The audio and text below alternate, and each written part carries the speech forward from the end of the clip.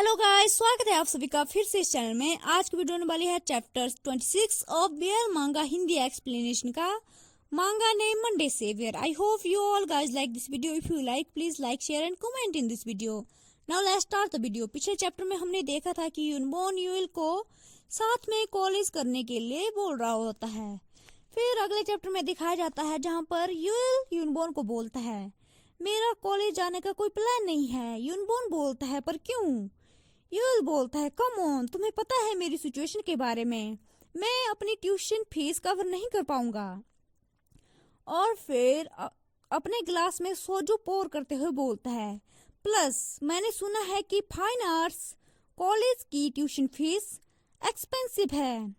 इसके अलावा मैंने कभी आर्ट एकेडमी ज्वाइन भी नहीं की है। अगर मैं अभी से वहां पर जाना शुरू भी कर दूं तो एंट्रांस एग्जाम पास करना मेरे लिए बहुत डिफिकल्ट हो जाएगा।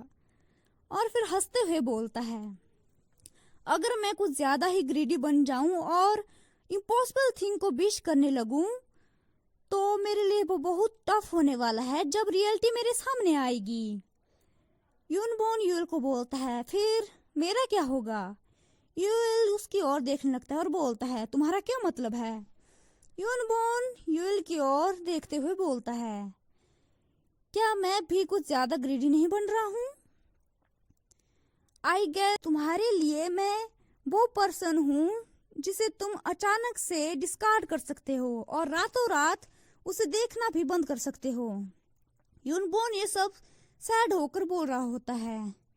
यूएल बोलता है तुम ये क्या बोल रहे हो? तभी यूनबॉर्न उसकी बात काटता है और बोलता है तुम हमेशा से वो होते हो जो सबसे पहले भागता है। तुम मुझे ऐसे ही खुद से दूर धकेल देते हो और अब जब तुमने अकेले ही हमारा रिलेशनशिप खत्म करने के बारे में सोच लिया है, तुम कहते हो तुम्हारी सिचुएशन। हाँ, यूएल यूनबॉर्न को बस देख रहा होता है। यूनबॉर्न अपनी बात कंटिन्यू रखता है और बोलता है मैंने तुम्हें बोला है कि मैं सब कुछ संभाल लूंगा। क्या तुम्हारे लिए ये इतना डिफिकल्ट है मेरी हेल्प एक्सेप्ट करना? कॉन्ट्रैक्ट की वजह से है जिसकी वजह से तुम मेरे साथ हैंग आउट करने के लिए खुद को फोर्स कर रहे हो। यूएल बिल्कुल शांत होता है और फिर अपने सर पर हाथ रखता है और बोलता है क्या तुम ये पूरा टाइम ये सब सोच रहे थे? मैं भी तुम्हारे साथ रहना चाहता हूँ, भले ही मैं शेमलेस क्यों न बन जाऊं। मैंने तुम्हें कहा है कि मैं तुम्हें लाइक करता हूँ और मैं इसकी वजह से ग्रीडी बनता जा रहा हूँ, लेकिन तुम मुझसे चाहते क्या हो यूंग? तुमने कहा था कि मैं तुम्हारी हेल्प एक्सेप्ट करूं और तुम्हारे साइड में रहूं, लेकिन तुम ये सब इतना सब कुछ मेरे लिए क्यों कर रहे हो? यूएल अपना सर टेबल पर रखता है और बड़बड़ाने लगता है आई विश कि मैं तुम क्या सोच रहे हो ये सब समझ पाता। और यस्टरडे जब तुमने मुझसे वो सब चीजें कही, मैंने तुम्हें कहा था कि मैं तुम्हें लाइक करता हूँ, लेकिन मैंने ये कभी नहीं कहा था कि मैं तुम्हें डेट करना चाहता हूँ, तो तुमने वो सब चीजें क्यों कही? यूएल पूरा ड्रंक हो गया होता है और वो बस बड़बड़ाए जा रहा होता है और बोलता है मैंने सोचा था कि तुम मुझे लाइक करते हो, तुमने ये कहा था और हमें साथ में रहें। तुम्हारी पर्सनैलिटी बहुत वियर्ड है यूंग। यूनबॉर्न यूएल को बस बोलते हुए देख रहा होता है। फिर यूनबॉर्न खड़ा होता है और बोलता है तुम अचानक से इतने चैटी कब से हो गए? और फिर नीचे बैठता है, फिर यूएल के फेस पर हाथ रखता है और बोलता है क्या तुम ड्रंक हो? यूएल बोलता है नहीं, मैं नहीं। वो ड्रंक हालत में ये सब बोल रहा होता है, मैं बस अनॉयड हूँ। फिर यूनबॉर्न यूएल को सीधा बैठने के लिए बोलता है और बोलता है कि ग्रिल अभी भी हॉट है, तुम खुद को जला लोगे। इतना सुनते ही यूएल जो नशे की हालत में होता है यूनबॉर्न को पकड़ लेता है और उसको स्कैन करने लगता है और बोलता है क्या तुमने खुद को जला लिया है? तुम्हें जल्दी ही ट्रीटमेंट की जरूरत है, मुझे थोड़ी सी सेकंड दो, मैं जल्दी ही वापस आ जाऊंगा। तभी यूनबॉर्न यूएल का हाथ पकड़ लेता है और बोलता है क्या तुम फिर से मुझसे दूर भागना चाहते हो?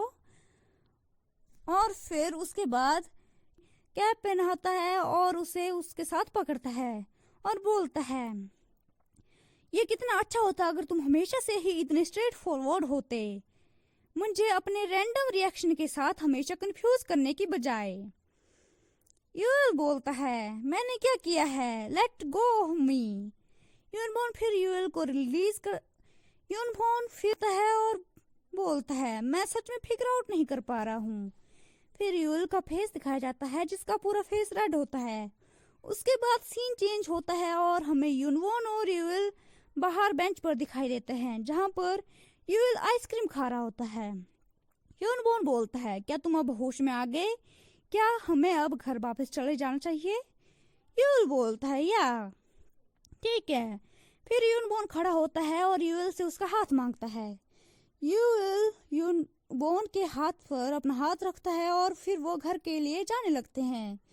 यूएल सोचने लगता है सिर्फ 4 ड्रिंक के बाद मुझे अपना ये माउथ क्यों चलाना था, चलो सब्जेक्ट को चेंज करते हैं। और फिर यूनबॉर्न की ओर देखते हुए बोलता है ह्यूंग तुम स्कूल वापस से क्यों आए।